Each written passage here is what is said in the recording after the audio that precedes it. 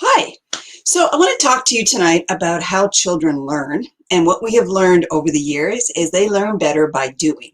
So we've incorporated at our school, Shady Oak Primary in Richmond, Texas, the opportunity for our students to not only learn speech, so they learn to communicate, but also to use project-based learning, and then to get very involved and interactively learn everything from math to social studies to grammar. And I'm going to talk to you about how we do that on our campus, and perhaps you can incorporate some of these either on your campuses, in your homeschooling practices, or can encourage your school districts to do this also. So we do speech, as I mentioned. We follow the Toastmasters guidelines. And this allows our students to get very comfortable in front of a crowd.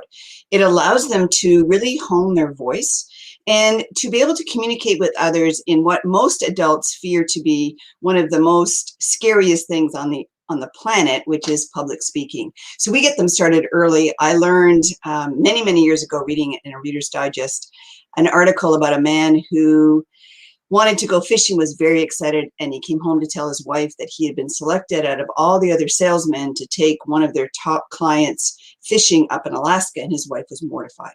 Why was she mortified? Well, in the 16 years that she had known her husband, he had never picked up a fishing rod. And so she was so concerned that he was going to embarrass himself. Turns out that he says to her, no, honey, I learned to fish with my Uncle Joe when I was 9. I figure if I can do it at 9, I can do it now. And that really resonated with me. So when I homeschooled my daughters, I had that same attitude, which led us to starting speech class very young. I ran a speech class for 75 students in the Houston area for many years.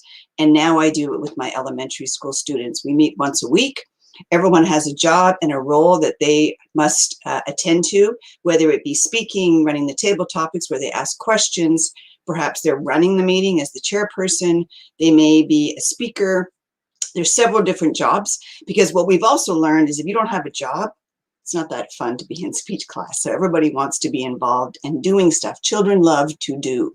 So the speakers speak, and then they're evaluated by their peers, which is a great skill to learn.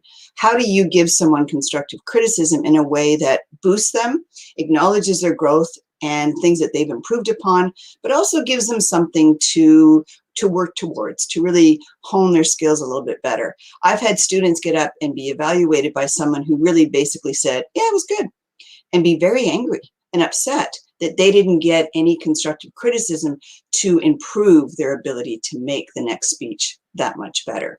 So speech class is something that I think needs to be handled in elementary school. I believe it needs to start earlier, and it needs to be a lot more than giving 4 speeches in your total high school career. That's not enough.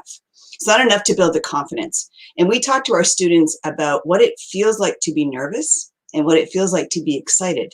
And you know what? It's the same physical sensations. If you're nervous, you get butterflies in your stomach, and your hands might get sweaty, and you might get a little flushed. And when you're excited, you get butterflies in your stomach, and your hands get a little clammy, and you get a little flushed. Same. So we don't allow our students to feel nervous. We let them know you're not nervous, you're excited. You're excited to share your story with your classmates and eventually with a larger and bigger audience. Our students love speech class. We also use project-based learning, which enables our students to really dig in and do.